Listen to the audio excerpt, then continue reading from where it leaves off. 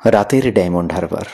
সবাই ঘুমিয়ে পড়েছে, কিন্তু শহরের সেই বিখ্যাত বাঘের মূর্তিটা যেন আজ একটু নড়ে চড়ে বসল।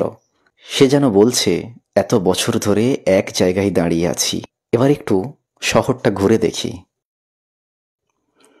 প্রথমে বাঘ গেল নতুন বলে। রাতের ফাঁকা রাস্তায় নিঃশব্দে হাঁটছে সে। যে জায়গাটি দিনের বেলা এত জমজমাট, রাতের বেলা সেই জায়গা একদম শান্ত।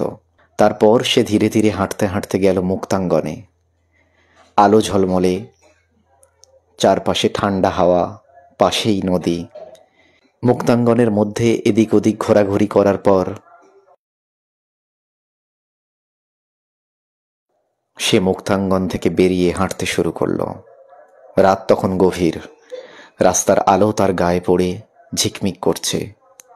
সে একা, কিন্তু শহরটা যেন তার দিকেই তাকিয়ে আছে।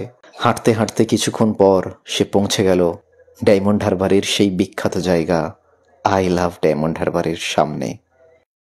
আই লাভ ডায়মন্ড হারবারের সামনে গিয়ে বাঘটি বসে পড়ল এবং বলল, এ শহর আমার শহর, এ শহর ভালোবাসার শহর, এ শহর আমার গর্বের শহর।